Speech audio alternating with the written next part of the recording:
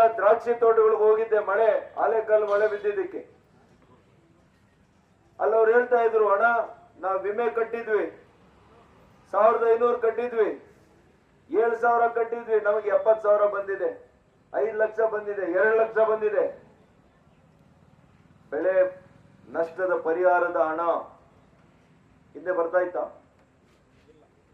ನಮ್ಮ ಜನರ ಆರೋಗ್ಯ ವಿಮೆ ಹೇಗ್ ನಾವು ಮಾಡಿಸ್ಕೊಳ್ತೀವಿ, ಅದೇ ರೀತಿ ರೈತರ ಬೆಳೆಯ ವಿಮೆಯನ್ನ ಮಾಡಿಸಿರುವಂತ ಒಬ್ಬ ಪ್ರಧಾನಮಂತ್ರಿಗಳು ಯಾರಾದ್ರೂ ಇದ್ರೆ ಅದು ಮಾನ್ಯ ನರೇಂದ್ರ ಮೋದಿ ಅವರು ಅಂತ ನಾನು ಹೇಳಲಿಕ್ಕೆ ಬಯಸ್ತೇನೆ. ಅಂತ ಒಂದು ಸರ್ಕಾರ ಆಡಳಿತ ನಾವು ಮಾಡ್ತಾ ಇದ್ರೆ, ಇಲ್ಲಿ ಇವರು ರೈತರ ಹೆಸರಿನಲ್ಲಿ ರೈತರನ್ನ ಇವತ್ತು ಕಗ್ಗೊಲೆ ಮಾಡುವಂತ ಕೆಲಸ ಮಾಡ್ತಾ ಇದ್ದಾರೆ. 13 ಗ್ರಾಮಗಳು ಎಷ್ಟು ಹೊಟ್ಟೆ ಉರಿತದೆ, ಅದರಲ್ಲಿ ಎಷ್ಟು ಕಿತಾಪತಿ. ಇವ್ರಿಗೆ ಬೇಕಾದಂತವ್ರನ್ನೆಲ್ಲ ಕೂಡ ಜಮೀನ್ ಬಿಡಿಸವ್ರೆ. ಆ ಜಮೀನ್ ಬಿಡ್ಸಕ್ ಏನ್ ಹೇಳವ್ರೆ? ಪಾಲಿ ಹೌಸ್ ಇದೆ, ಪಾಲಿ ಹೌಸು ಇಲ್ಲ, ಅಲ್ಲಿ ಯಾವ ಬೆಳೆನೂ ಇಲ್ಲ.